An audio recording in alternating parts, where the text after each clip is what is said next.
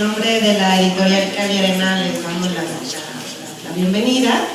Agradecemos a todos su asistencia. También agradecemos al Centro Cultural del Agarro el espacio para presentar esta noche el libro de Ciro Murayama, La economía del fútbol. Esta noche aquí están presentes de derecha a izquierda el profesor José Waldenberg, Javier Solórzano, Enrique Quintana y Ciro Murayama, el autor, que van a conversar sobre el libro. Así es que cedo la palabra. Sí. Bueno, en realidad no sé. Ok, hagamos esto. Va a ser por orden alfabético, se quiere decir. A los presentadores, sí. Entonces, bueno, también está el micrófono. Y bueno, yo les hago.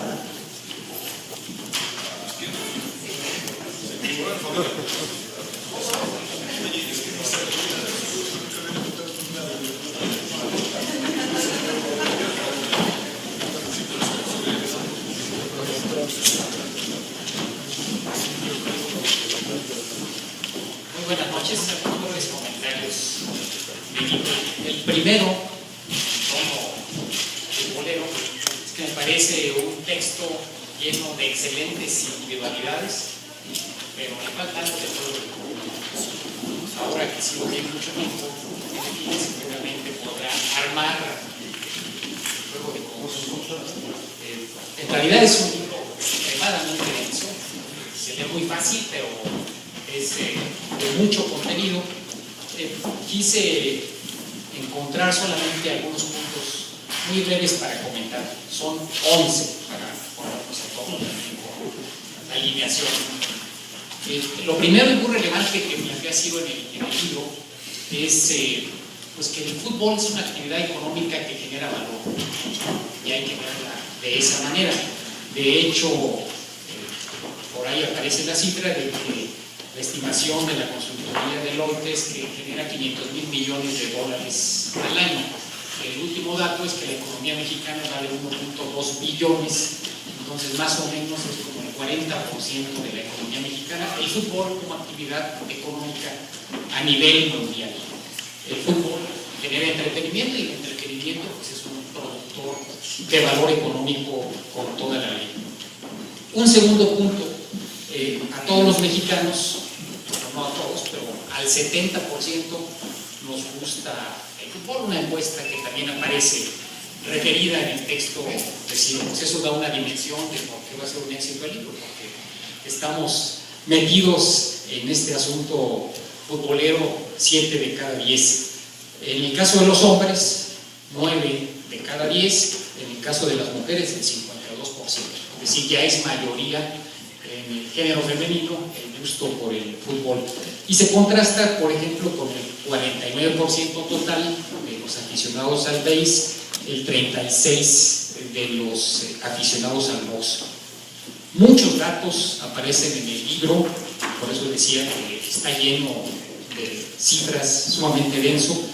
Por ejemplo, los equipos que en términos absolutos más público atraen, en orden progresivo: Tigres en primer lugar, segundo América, tercero Atlas, a ver si ahora con la compra no se cae, Monterrey y quinto León. Pero una omisión, me parece, Ciro, es que no aparecen los 5 más populares.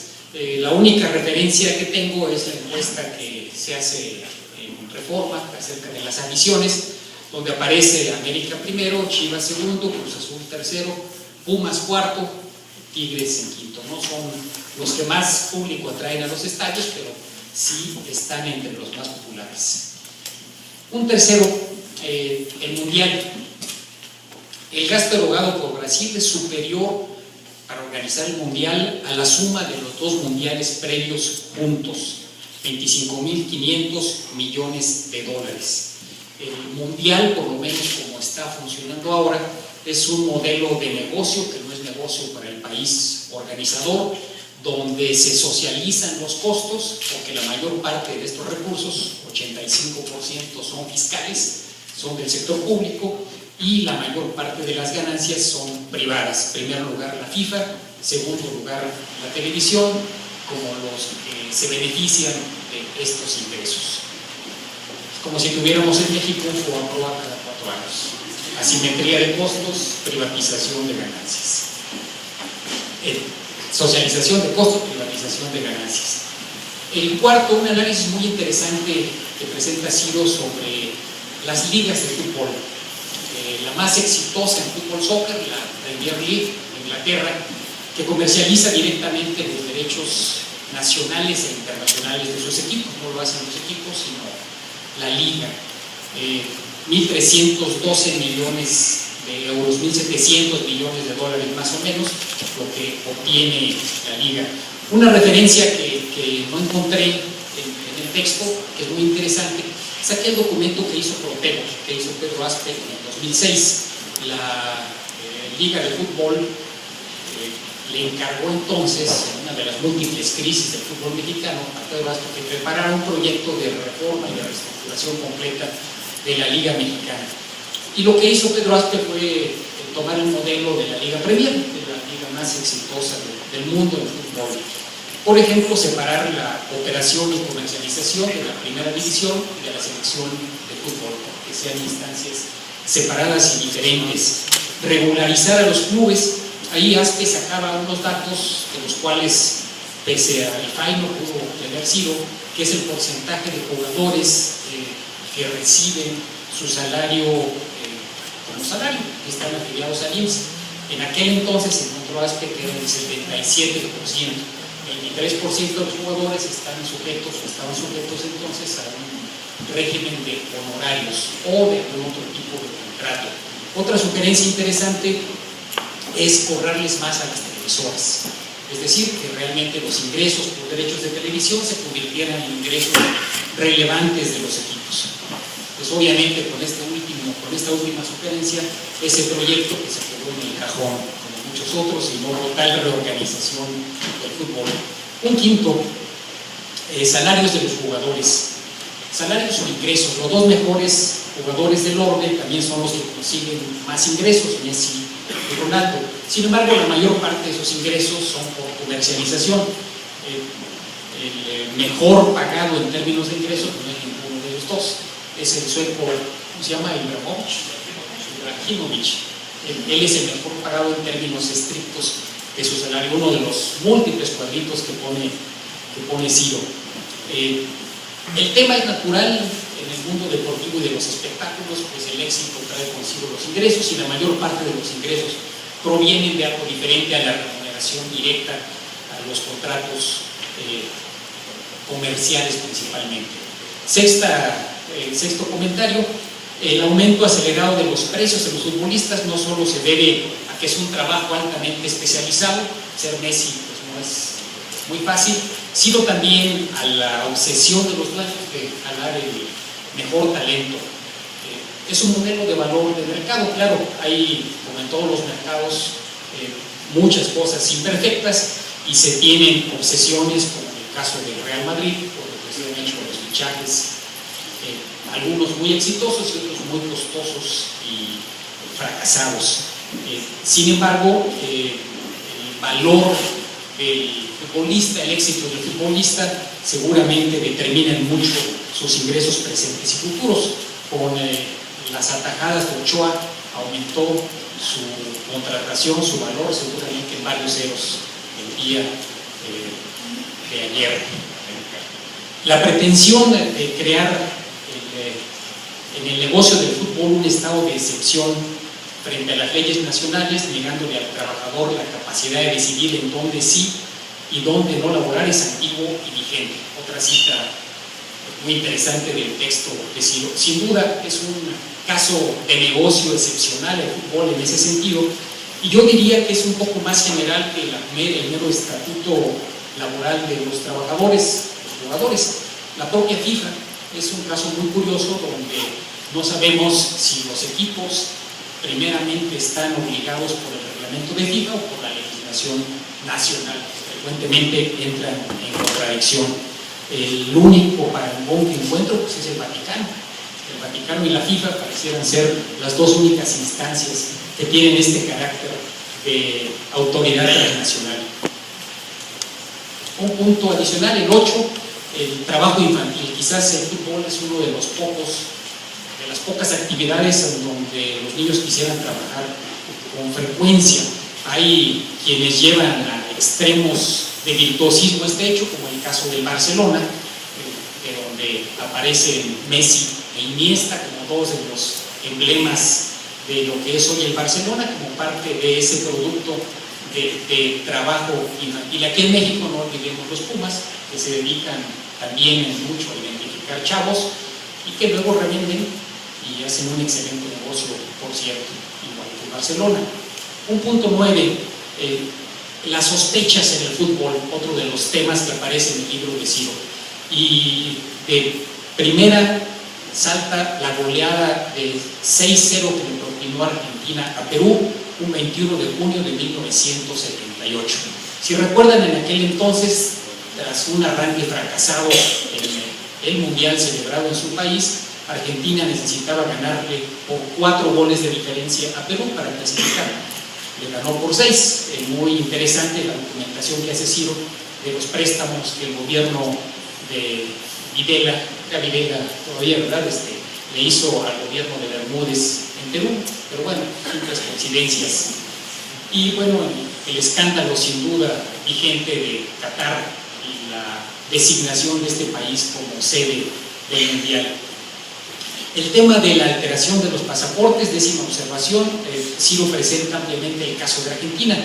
Me hubiera gustado ver el caso de los cachirules. ¿Recuerdan ustedes? En un torneo juvenil de la CONCACAF se modificaron las edades de los jugadores mexicanos allá en 1988 para poder tener más ventajas, y esto llevó a que México quedara excluido del Mundial de 1990, una ilustración de cómo en México pues la ley simplemente se abandonaba. Fue, por cierto, el periodista Antonio Moreno el que documentó aquel caso que se convirtió en emblemático, yo diría no solo del fútbol, sino de la violación de normas y de leyes en México, un tema pues que puede dar para mucho.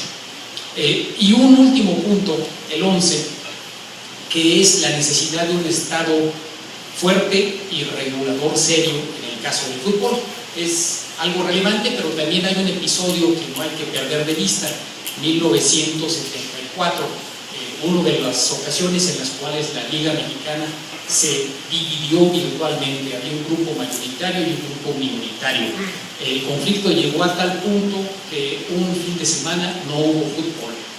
El resultado fue que Gustavo Petricholi, que creo que entonces era director general de ENAFI, fue nombrado por el presidente Echeverría alto comisionado del fútbol, la única ocasión en la historia que en México hemos tenido un alto comisionado del fútbol. Inmediatamente junto a los equipos, dicen las malas lenguas que aparte el secretario de Hacienda llevó los expedientes y les dijo: señores, no puede quedarse este país sin fútbol otro fin de semana. Y asunto arreglado, se pusieron de acuerdo los equipos dentro de la liga. Un Estado fuerte y regulador sí, pero serio, lo cual no hemos tenido en México. 11 observaciones, 11 puntos que me parece simplemente son probaditas de un libro que vale la pena leer. Gracias.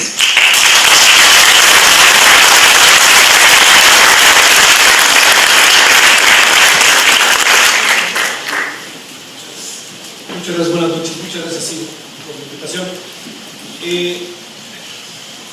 Yo creo que a lo mejor pasa como a muchos, hay algo de racionalidad en el gusto que uno tiene por el fútbol. Entonces yo les diría que lo que yo hice más bien fue escribir cosas que se me fueron ocurriendo en función de lo que leía. Hay muchos datos concretos que si son interpretados estrictamente pueden jalar una gran cantidad de asuntos económicos muy interesantes, pero yo no me puse a pensar tanto en eso, sino más bien qué iba provocando el libro en su lectura, partiendo de que quizás como muchos de ustedes, yo desde los 6 o 7 años estoy en esto del fútbol, incluso practicando de manera muy intensa una buena etapa de mi vida. El fútbol ha terminado por ser el gran negocio de algunos y la afición y pasión de todos. Cuando estamos ante el fútbol nos preguntamos por lo que vemos y poco o nada por lo que está detrás de lo que vemos. Todo empieza y todo termina en las esperanzas de cada semana y en los momentos en que el juego aparece frente a nosotros. Lo que importa es lo que se ve. Lo que no se ve es lo que se mete en el mundo, para nosotros los aficionados, se mete en el mundo del periodismo o en las innumerables especulaciones y lecturas que se le dan a la industria del juego. No es fácil razonar el fútbol, y es menos razonable cuando uno encuentra en la cancha un personaje como Cristiano Ronaldo o Lionel Messi, cuando vemos lo que hace, aunque por ahí se nos aparezca es lo menos que pueden hacer por lo que les pagan. Estos y muchos otros jugadores son por lo general quienes reconcilian a los aficionados con el fútbol. Ante un partido estamos ante lo que se ve y ante la militancia y fervor que profesamos. Hay una alta dosis de irracionalidad que lo hace aún más entrañable. Nuestro equipo puede perder, pero es difícil dejar de verlo, por más mal que le vaya, o nos pueda llegar a caer por lo que hace y por quién es su propietario. Ciro Murayama nos mete en un mundo en donde la afición, la pasión y el juego nos dejan inquietos. Resulta que el fútbol de barrio, el de los sueños, el de la cáscara, el de las coladeritas y el de las llantas, le han robado desde hace tiempo algunas de sus esencias. No es que debiera vivir aislado o que no fuera sujeto del tiempo. Lo que pasa es que, como suele suceder, una cosa es ver pasar la nostalgia de aferrarse a la memoria futbolera, y otra es que venga Ciro con la economía del fútbol y termine por documentarlo.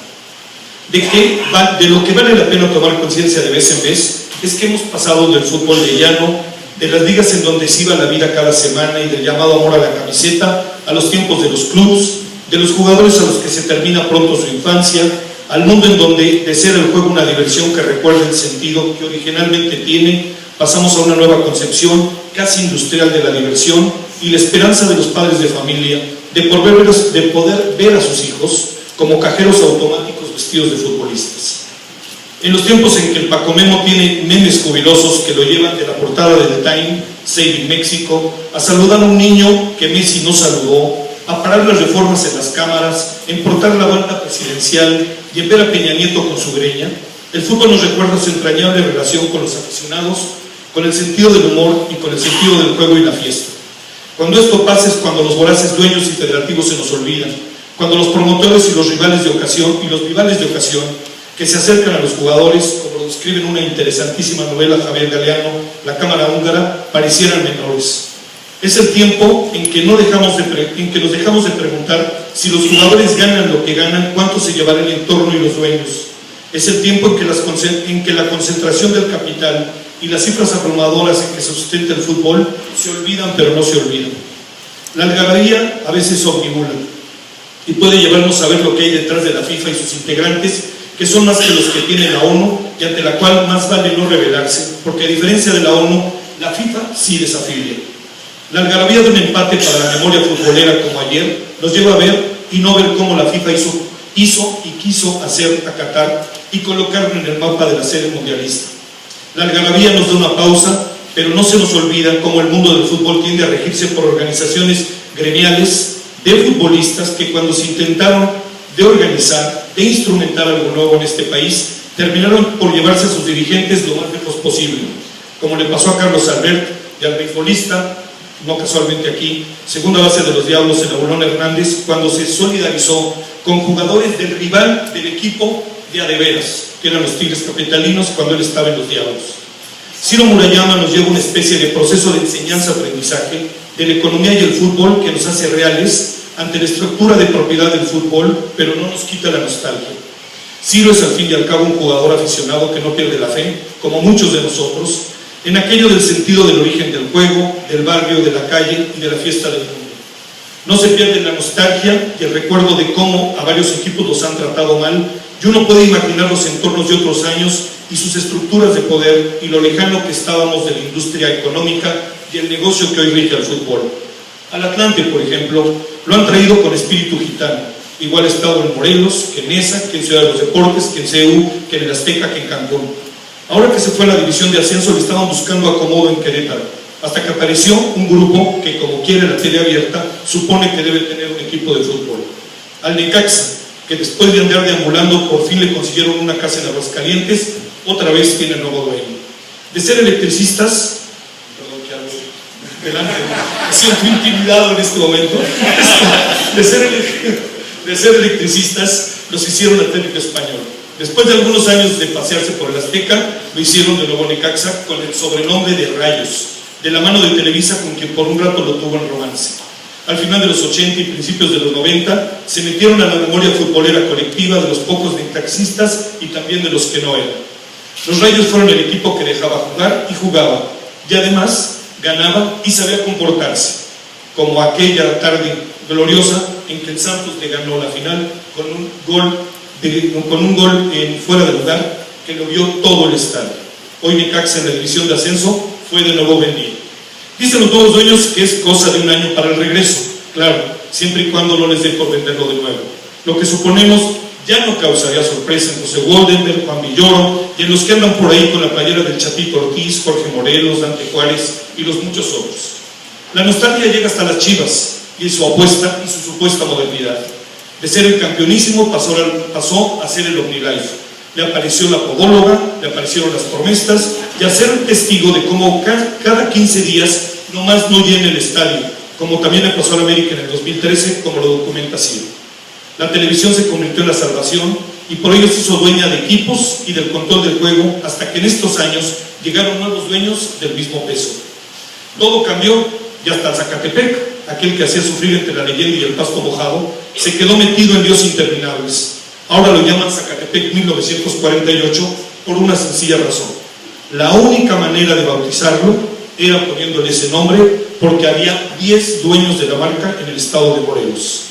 El libro de Ciro llega en el momento en que todos estamos metidos en el fútbol y tiene la virtud de que nos jala la playera a media cancha para no perder de vista el entorno sin dejar de gozarlo y entrar en los cursos intensivos de sufrimiento al ver al Tri, como pasó con Brasil, y se augura pasar el lunes contra Croacia.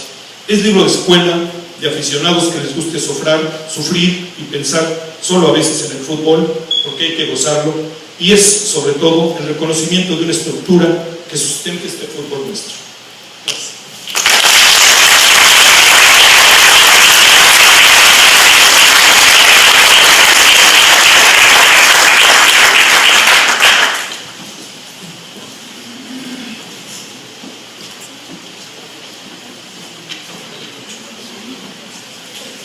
Buenas noches. Yo quiero agradecer a Ciro Murayama y a la editorial Calle Arena la invitación para estar esta noche aquí con todos ustedes. Me da mucho gusto además compartir sus comentarios con Enrique y con Javier. Voy a leer unas notas y como el orden alfabético pues es el orden más autoritario que hay, una vez más me tocó hablar al final, lo cual no hay ningún problema por ello, pero seguramente voy a repetir algunas de las cosas que digo. Uno acude al estadio o se asoma a la televisión para ver un juego, un espectáculo, para emocionarse con aquellos a los que hemos decidido seguir, en quienes depositamos nuestra confianza, en ocasiones a regañadientes. Se trata de un recreo de las actividades cotidianas que generan nerviosismo, gracias a un fenómeno de identificación que me resulta difícil explicar. Una actividad lúdica a la que concurren miles y en ocasiones millones, gracias a su reproducción a través de las otrora pantallas chicas. El fútbol es un juego, una fórmula de socialización y aprendizaje, un entretenimiento, una pasión que construye identidades, un deporte que atrae multitudes, pero sin duda también un gran negocio. Su expansión, gracias a eso que llamamos globalización y a la red universal de medios de comunicación, ha hecho de él algo mucho más vasto que una simple competencia entre equipos rivales. Es una industria que vale la pena conocer y entender, sobre todo comprender su lógica como actividad empresarial y las fórmulas de su regulación o no. Eso es lo que nos ofrece Ciro Murayama en su libro La economía del fútbol, que por supuesto es útil para conocer la mecánica de funcionamiento de dicho deporte, pero que también podría ser utilizado por los profesores de economía para ilustrar los eslabones que conforman cualquier otra rama de producción o servicios. El texto da cuenta del fútbol como actividad económica, de su relación con los medios de comunicación, del mercado laboral que genera y al final incluso de las no pocas prácticas ilegales que lo han acompañado y ensombrecido. Es un libro claro, armónico, bien escrito, plagado de ejemplos elocuentes y que conjuga de manera virtuosa el gusto del autor por el fútbol y su conocimiento del universo conceptual de la economía. El mercado del fútbol antaño, nos dice, daba la impresión de un rosario de mercados locales cuyos jugadores recibían pagas modestas, eran conocidos fundamentalmente por sus conciudadanos, tenían patrocinadores pequeños y sus seguidores eran los vecinos que decidían apoyarlos acudiendo al estadio. Hoy, sin embargo, la situación es muy distinta. El radio primero y la televisión después multiplicaron su impacto y en el presente es imposible disociar un negocio del otro. Ciro nos informa de las fuentes de ingreso de los 20 principales equipos y los números agregados resultan expresivos. Solo el 22% de sus ingresos proviene de la taquilla. Los derechos de televisión representan el 37% y la comercialización el 41%. Pero hay fluctuaciones importantes. Mientras el Juventus de Italia recibe el 61% de sus ingresos por los derechos de televisión, el Hamburger de Alemania solo recoge el 18%. Como bien lo asiente el autor, cito: si el fútbol es un buen negocio para la televisión se ha convertido en el principal negocio del fútbol. Por supuesto, el factor trabajo está presente, aunque se trata de una labor especializada, sui generis, donde destacan un puñado de jugadores talentosos. Estos últimos resultan más que bien pagados. No obstante, su vida laboral es muy corta y no exenta de riesgos. Sus salarios, dice Ciro, no guardan relación con el resto del mercado de trabajo. Y como cualquier actividad económica, el fútbol también requiere infraestructura, estadios, campos deportivos, fórmulas de financiamiento, regulaciones deportivas, mercantiles, laborales, genera obligaciones fiscales y por la vía de la multiplicación de los torneos internacionales ha dado pie a una institución transnacional que es árbitro, regulador y máxima autoridad de la actividad, la todopoderosa FIFA. Ese laberinto ha producido concentración de vendedores, los grandes equipos, y también de compradores, las empresas televisivas más poderosas. Y el fútbol no deja de producir, dicen los economistas, externalidades. Incremento en la venta de aparatos de televisión y de suscripción a la TV por cable, mayor afluencia a bares y restaurantes, venta de artículos deportivos, viajes de aficionados y sumen de ustedes. Un fenómeno digno de ser estudiado. Y eso es lo que hace Murayama, con flexibilidad e imagino también dependiendo de la accesibilidad a las fuentes, presenta información de las ligas europeas y o de la mexicana, ejemplifica con un caso de endeudamiento inglés, con una fórmula idiota de captación de impuestos española o con la baja asistencia a los estadios en México, porque al final lo que pretende es ofrecer un mural general para la comprensión del fenómeno, ilustrando con estampas específicas la naturaleza, el significado y la complejidad de los problemas. Me detendré solamente en 4 pequeñas estampas que quizá deban ser leídas como botanas que eventualmente pueden abrir el apetito del lector. 1. Las calificadoras y las apuestas. Sabemos que el proceso de interdependencia cada vez mayor de las economías ha llevado al fortalecimiento de empresas reputadas que siguen, evalúan y dictaminan sobre los riesgos que corren las inversiones en los distintos países. Sus nombres son conocidos, aunque desconozcamos cabalmente la forma en que funcionan. Goldman Sachs, UBS, PricewaterhouseCoopers o JP Morgan. Su voz es potente y ponen a temblar a más de un gobierno. por no hablar de los inversionistas. Pues bien, esas apreciadas calificadoras internacionales se pusieron a hacer previsiones estadísticas sobre el Campeonato Mundial de Fútbol 2010, establecieron sus variables, recuperaron el historial de los equipos, afinaron sus correlaciones y esculpieron cada una un modelito.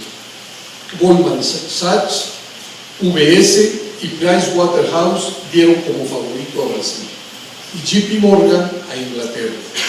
Solo reconstruir esa aventura nos debiera alertar sobre las supercherías que venden tan estimadas empresas. Sobra decir que el Mundial lo ganó España y que el otro finalista fue Holanda, porque como recuerda Ciro, nadie puede predecir con precisión lo que ocurrirá en un terreno de juego. Digo yo, ¿y en la economía? 2. Fútbol y televisión. Ciro Murayama nos informa que las ligas de fútbol italiana, francesa, inglesa y alemana negocian como tales, es decir, en conjunto, los contratos con la o las televisoras. Las fórmulas de reparto de los dividendos entre los clubes son diferentes, pero en todos los casos se tiende a un cierto equilibrio que redunda en torneos más o menos competidos gracias a un financiamiento televisivo medianamente equitativo. Por el contrario, en España son los clubes en singular los que negocian sus contratos con las televisoras y como se sabe, el que tiene más saliva traga más pino. No resulta casual entonces que mientras en el campeonato 2010-11 el Real Madrid y el Barcelona obtuvieron ingresos por 140 millones de euros cada uno, el Atlético de Madrid solo cobró 47, el Sevilla 32 y el pobre Rayo Vallecano solamente 14. No es casual entonces que las asimetrías se reproduzcan año con año en el torneo español. Ciro contrasta esa situación con lo que sucede en las ligas de fútbol americano, béisbol y básquetbol de los Estados Unidos, en las que existe, dice, un sentido que busca primar la competencia deportiva y la distribución de ingresos para todos los clubes. Esas ligas no solo negocian como un todo con las empresas televisivas, sino que incluso inventaron mecanismos para que sean los equipos más débiles los primeros que puedan optar por los jugadores universitarios destacados. Y México, en nuestro país, nos dice Murayama, no solo hay una negociación, no hay una negociación común de los derechos de transmisión, sino que incluso las propias empresas mediáticas son las dueñas de los clubes. Resultados, torneos en los que cada club se rasca con sus propias uñas, incluso si son malos. 3. Sueldos y condiciones de trabajo. Asomarse a la lista de los 50 jugadores mejor pagados del mundo da vértigo. No se lo recomiendo a nadie y menos a los envidiosos. Solo una probadita. En 2010, Cristiano Ronaldo ganaba 11.3 millones de libras esterlinas. Zlatan Ibrahimovic 10.4, Lionel Messi 9.1 y el último de los 50, Alessandro Del Piero 4.1. Hay una competencia voraz por los mejores futbolistas que ha desencadenado una espiral a la alza que solamente puede compararse con lo que sucede en los deportes profesionales de los Estados Unidos.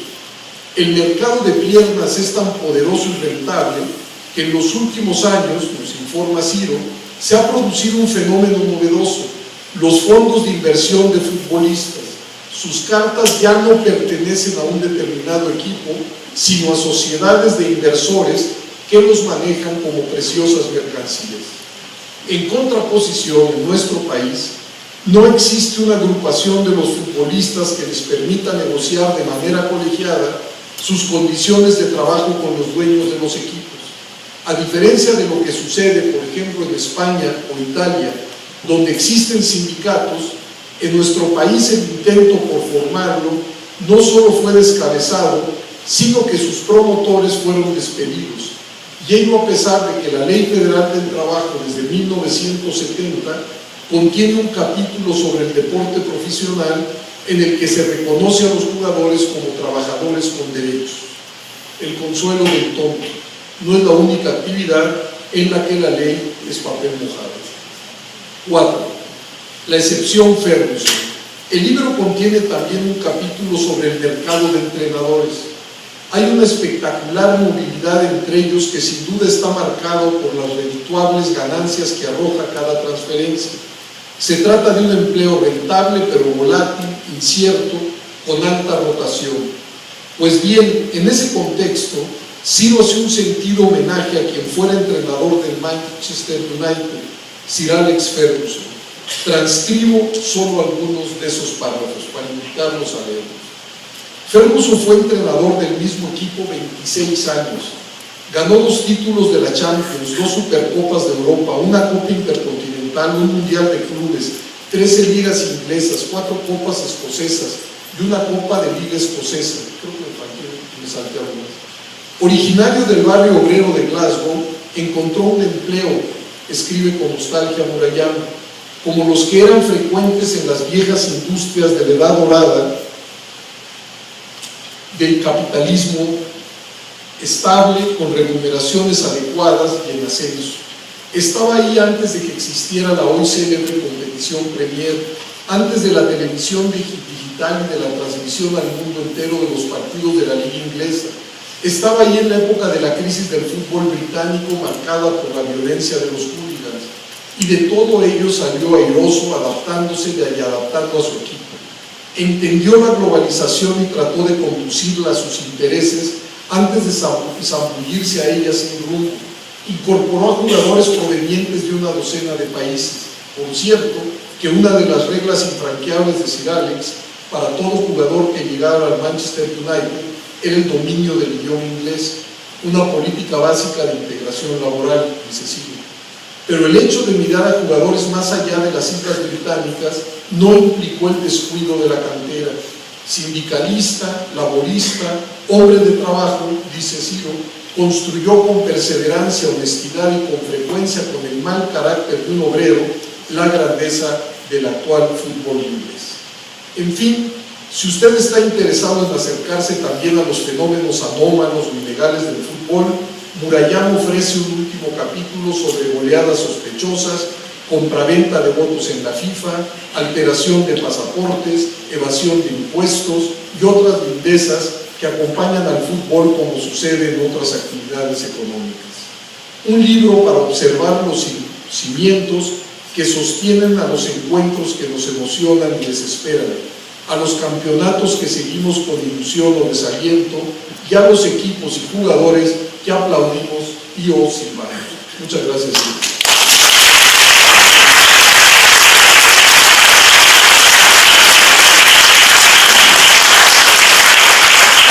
Pues muchas gracias a Enrique, a Javier y a Pepe Woldenberg. Creo que es una alineación de lujo para presentar un libro de fútbol, medio campo muy ordenado, creativo, como habrán visto. Les agradezco a los tres, a cada uno de ellos en lo individual. También no pudo llegar, pero sin él este libro no estaría en las librerías. A Rafael Pérez Gay, quien es el editor, el director del sello Calle-Arena, quien una vez más acogió con hospitalidad y entusiasmo un proyecto editorial que le propuse hace algunos meses. Agradezco también a mi amigo Daniel Camacho que me haya regalado la portada del libro, la ilustración. Es la segunda es la editorial, la segunda caricatura que le he pedido y ha hecho magníficamente.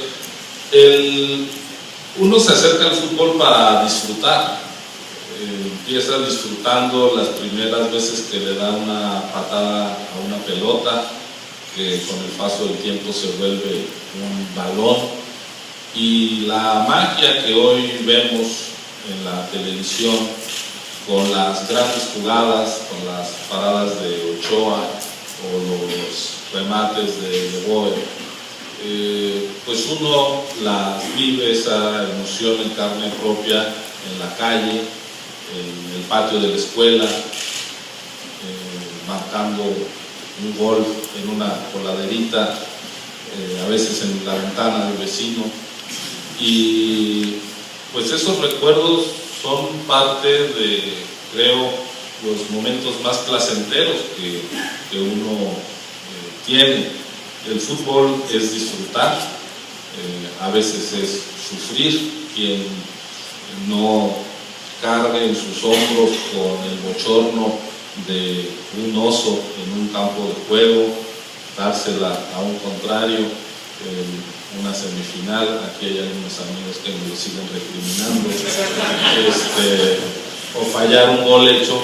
Quien no cargue con eso es que no ha jugado fútbol. No es que sea muy bueno o malo, todos tenemos eso. Entonces, bueno, el fútbol es disfrutar. Ir a la universidad y escoger una disciplina profesional es fruto un poco del azar. A los 18 años uno no tiene suficientes elementos para decidir lo correcto en estos temas, pero uno va finalmente para aprender a conocer. Y justamente lo que se conjuga en este libro es el placer, el disfrute que he tenido siempre por el fútbol, con los conocimientos y los anteojos que me dio mi disciplina, mi profesión, la economía.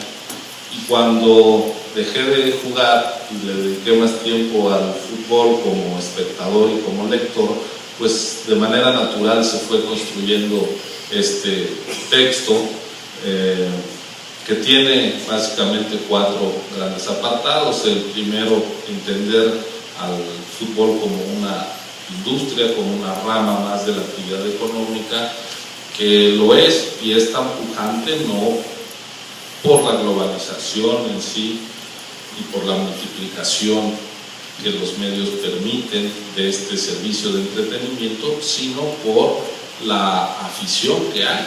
Si no hubiera esta pasión en millones y millones de hombres y de mujeres, como ya refería Enrique, pues no sería negocio. Por eso la portada tiene un homenaje a Keynes. Alguien me preguntaba si era Rolando Cordera. No, es Keynes con camiseta inglesa, quien, bueno, explica la importancia de la demanda para que la actividad económica fluya y se reproduzca. Mientras haya aficionados al fútbol, el fútbol podrá ser un negocio rentable.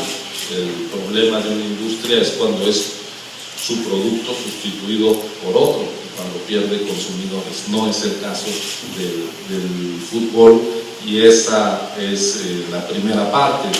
Después hay un asunto que, como ocurre en toda actividad de masas en nuestro tiempo, ocurre en buena medida en los medios de comunicación, en la televisión, ahora en internet, en las redes sociales. Y así como no hay política que no pase por los medios, no hay un deporte de entretenimiento masivo que pueda ser parte de nuestra conversación cotidiana todos los días si no está en los medios de comunicación, como bien pues nos lo ha enseñado Raúl Trejo y también Javier Solórzano. De tal manera que dedico un capítulo a tratar de escudriñar esta interdependencia entre medios y fútbol. El fútbol necesita de la televisión y la televisión necesita del fútbol para tener espectadores. De cómo se estructuran las relaciones entre los torneos, las ligas, los equipos y las plataformas de medios, dependerá en buena medida, como yo contaba José Wollenberg, la salud económica de los clubes, y eso tendrá repercusiones en el terreno estrictamente deportivo. El tercer apartado, un apartado adicional, tiene que ver precisamente con las relaciones de trabajo. Desde mi punto de vista, no se puede uno acercar a entender con cierta profundidad alguna rama de la actividad económica si no se pregunta por el papel del trabajo humano. Un trabajo en este caso muy singular, pero trabajo al fin. Sin capital y sin trabajo no hay producción de bienes ni de servicios, y por eso el homenaje también a Carlos Marx en esta portada, que pues concluye un trabajo de los economistas clásicos que colocaron precisamente en el centro de la reflexión de la economía la importancia del trabajo, que empieza con Adam Smith y la explicación de la importancia de la división del trabajo y de la especialización en el progreso de las naciones. Continúa David Ricardo, que incluso explica las ventajas comparativas de los países a partir de la productividad del trabajo y de la especialización de las naciones y el comercio, y Marx, pues, que pone en el centro el valor trabajo, al trabajo como la principal fuente o el secreto de la creación de valor, y bueno, la retribución al trabajo como la explicación de las desigualdades sociales, que creo es algo que sigue teniendo plena vigencia en nuestros días. Y finalmente, como ya se apuntaba, hay una sección referida a lo que algunos llaman el lado oscuro, pero yo creo que a diferencia de la luna, la actividad económica no tiene una cara iluminada y otra oscura, sino que está permanentemente cruzadas estas caras. Y el fútbol no es el problema. En toda actividad económica con grandes ingresos habrá quien quiera llevarse una tajada haciendo alguna trampa. El problema del fútbol es que lo juegan, lo organizan y tienen intereses económicos en ellos personas de carne y hueso, y pues al no ser arcángeles y al no haber remedio para el género humano, pues estos problemas de corrupción seguirán existiendo mientras exista el fútbol o cualquier otra actividad humana. Pero lo que corresponde es que también desde la racionalidad y la inteligencia se construyan reglas para evitar este tipo de prácticas y eventualmente para sancionarlas, de tal manera que la cantidad de irregularidades que nosotros podemos encontrar en el fútbol mexicano, pues como ustedes saben, las podemos encontrar en otras esferas de nuestra vida, no solo económica, como país, y quizá también el fútbol sea un botón de muestra para señalar cuál sería una agenda para resolver estos problemas de concentración de intereses, visión de corto plazo, violación de los derechos de los trabajadores. Así que usé el fútbol como un pretexto para escribir de economía y a la economía como un pretexto para escribir de lo que más me gusta.